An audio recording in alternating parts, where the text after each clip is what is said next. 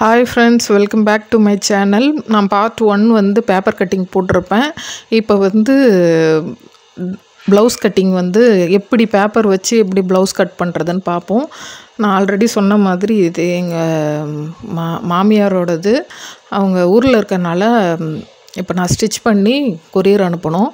அதனால் நான் வந்து ஒரு 4 ப்ளவுஸ் எடுத்து ஸ்டிச் பண்ணியிருக்கேன். அவங்க ஒரு 4 ப்ளவுஸு எடுத்து ஸ்டிச் பண்ணி கொடுத்து அனுப்புமான்னாங்க. அதனால் நான் வந்து ஒரு 4 ப்ளவுஸ் எடுத்திருக்கேன்.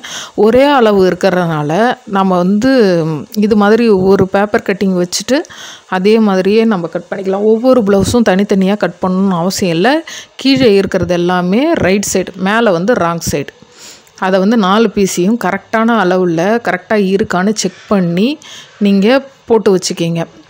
நீங்கள் வந்து ஒரே அளவு இருக்கிற நார்மல் ப்ளவுஸ் எந்த டிசைனும் பண்ணலை, ஒரே மாதிரி இருக்கிற நார்மல் ப்ளவுஸுன்னு வச்சுக்கோங்களேன்.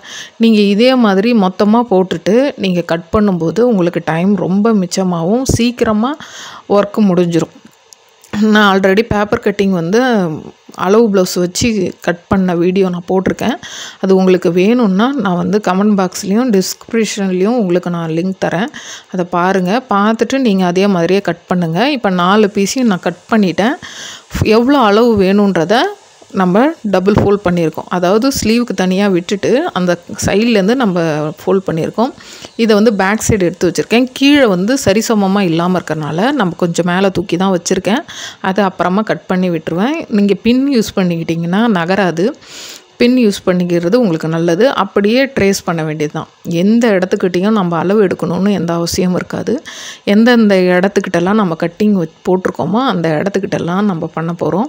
இது வந்து ஆர்ம் சைடு இன்கேஸ் அந்த இடத்துக்கிட்ட பிரிண்ட்டு இல்லைன்னு வச்சுக்கோங்களேன், அந்த சைடு யூஸ் பண்ணால் இன்னும் கிளாத்து மிச்சப்படும். ஆனால் வந்து நமக்கு பிரிண்ட் இருக்கிறதுனால நம்ம அதை ஆர்ம் சைடு வச்சிடுறோம். ஆர்ம் சைடு வச்சுட்டு நம்ம நெக்கு, ஆர்ம் கவ்வு, ஃப்ரண்ட்டு பேக் எல்லாத்தையுமே ட்ரேஸ் அவுட் பண்ணுறோம். இந்த முறை நீங்கள் ட்ரை பண்ணி பாருங்கள். கண்டிப்பாக உங்களுக்கு ப்ளவுஸ் கட்டிங் சூப்பராக வரும். நீங்கள் உங்களுக்கு பர்ஃபெக்டாக இருக்கிற ஒரு ப்ளவுஸ் எடுத்து வச்சு நீங்கள் வந்து பேப்பர் கட்டிங் போட்டு பாருங்கள். நியூஸ் பேப்பரில் வேணாலும் கட் பண்ணுங்கள். இல்லை அப்படி ஒரு திக்னஸான பேப்பர் இருந்துச்சுன்னா அதை கூட நீங்கள் யூஸ் பண்ணிக்கலாம். இப்போ சைடில் வந்து நம்ம 2 ஃபோல்ட் பண்ணியிருக்கோம் இல்லையா, அந்த இடத்துக்கிட்ட நான் வந்து பாயிண்ட் பண்ணிட்டு கட் பண்ணிவிட்டு நம்ம அடுத்தடுத்து கட் பண்ணும்போது ரொம்ப ஈஸியாக இருக்கும். அப்படியே வச்சுக்கிட்டு சொயிட்டிக்கிட்டே இருந்தோன்னா நமக்கு அளவு மாறுறதுக்கு சான்சஸ் இருக்குது. அதனால் இந்த ஸ்லீவ் சைடு, இது ஃபுல்லாகவே ஸ்லீவ் தான், அப்படியே ஃபோல்ட் பண்ணி எட்டை எடுத்து வச்சுருங்க. எதையும் மாற்றக்கூடாது. நம்ம சரி கட் பண்ணிட்டோமே எடுக்கணும் அப்படின்லாம் இல்லை, எடுக்கக்கூடாது. கீழே வந்து சரிசமமாக நான் கட் பண்ணிக்கிறேன். அதே மாதிரி எங்கெங்கெல்லாம் லைன் இருக்கோ அந்த இடத்துட்டெல்லாம் கட் பண்ணி தனித்தனி பீஸாக எடுத்து வச்சுக்கிங்க. உங்களுக்கு வந்து இந்த மெத்தட் பிடிச்சிருந்ததுன்னா லைக் பண்ணுங்கள், கமெண்ட் பண்ணுங்கள், சப்ஸ்கிரைப் பண்ணுங்கள். என்னோடய வீடியோஸ்க்கு வந்து நீங்கள் கொடுக்குற சப்போர்ட்டுக்கு ரொம்ப ரொம்ப தேங்க்ஸு. நான் ரீசெண்டாக தான் கொஞ்சம் வீடியோஸ்லாம் அப்லோட் பண்ண ஆரம்பிச்சிருக்கேன். ஸ்டார்டிங்கில் வந்து எனக்கு ப்ளவுஸு ட்ரெஸ்ஸு தைக்கிறதுல வந்து வீட்டுக்கு மட்டும் ஸ்டிச் பண்ணிக்கிட்டு இருந்ததுனால எனக்கு ரொம்ப அதிகமான டிசைனோ இல்லை இது அளவுலாம் வரல. ட்ரெஸ்ஸெல்லாம் அதிகமாக வராதனால அதிகமாக போடலை. இப்போ வந்து நான் இதை ஸ்டிச்சிங்கை வந்து சரி ஓகே நமக்குன்னு ஒரு வருமானமும் வேணும், ப்ளஸ்ஸு வந்து ஸ்டிச் பண்ணுறதுனால எனக்கு வந்து கொஞ்சம் மைண்டும் சரி, நமக்கு வந்து கொஞ்சம் ரிலாக்ஸாக இருக்கும். ஏதாவது நமக்கு ஸ்ட்ரெஸ்ஸாக இருந்தாலும் சரி, ஒரு சில வந்து கற்றுக்கிறது, வேலை செய்கிறது நமக்கு வந்து நல்லதுன்னு நினைக்கிறேன். நான் அப்படி தான். எனக்கு வந்து நான் உண்மையாக சொல்கிறேன்னா, எனக்கு ரொம்ப ஏதாவது கஷ்டமாக இருக்கிற சூழ்நிலையில் தான் நான் ஏதாவது வேலை செஞ்சுக்கிட்டே இருக்கிற மாதிரி இருக்கும். ஏதாவது புதுசாக செய்வேன். ஏதாவது கிராஃப்ட் பண்ணுறது, துணி கட் பண்ணுறது, ஸ்டிச் பண்ணுறது, இல்லை க்ளீன் பண்ணுறது, அது மாதிரி நான் ஒரு சின்ன சின்ன வேலைகளெல்லாம் செய்ய ஆரம்பிப்பேன். ஆனால் உண்மையாலுமே நான் ஸ்டிச்சிங் கற்றுக்கிட்டது வந்து என்னுடைய மைண்டு ரிலாக்ஸ்க்காக தான் நான் கற்றுக்கிட்டேன். எனக்கு வந்து கற்றுக்கணுன்ற ஆர்வம் வந்து என்னோடய வெல்விஷரால் தான் வந்துச்சு.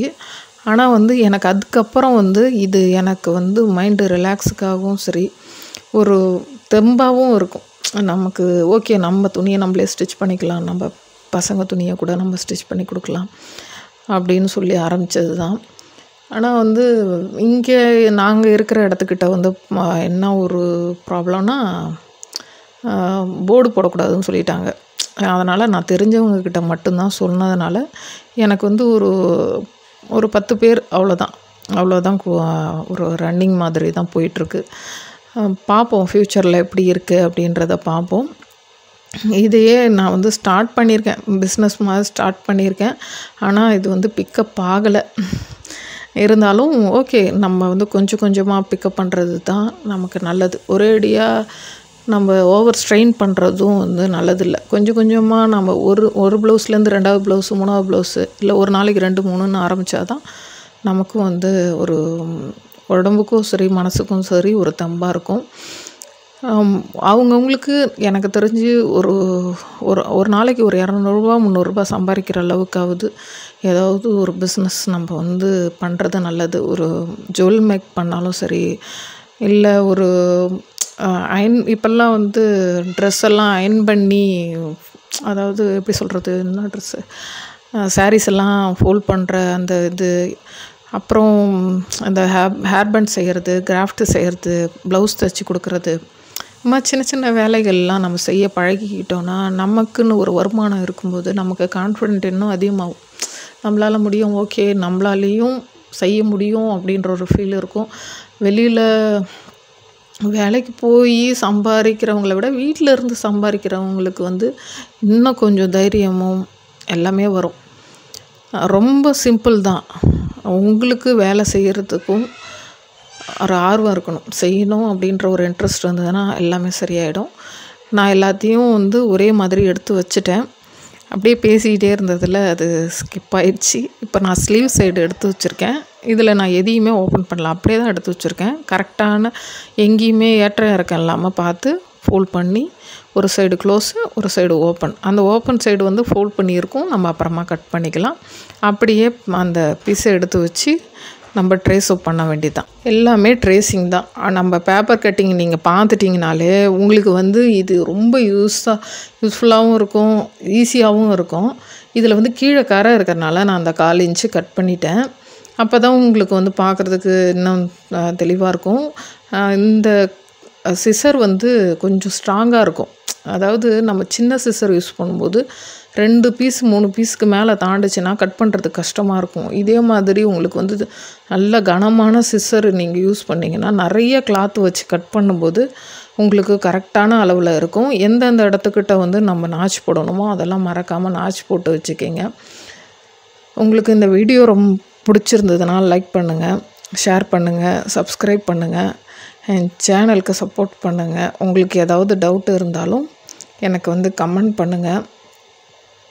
அதே மாதிரி எல்லாத்துமே மேலே இருக்கிற அளவு தான், அப்படியே எடுத்து ஒரு பீஸ்க்குள்ளே வச்சு நம்ம கட்டிக்க வேண்டியது தான். Okay, thank you. எல்லாருக்கும் ரொம்ப நன்றி.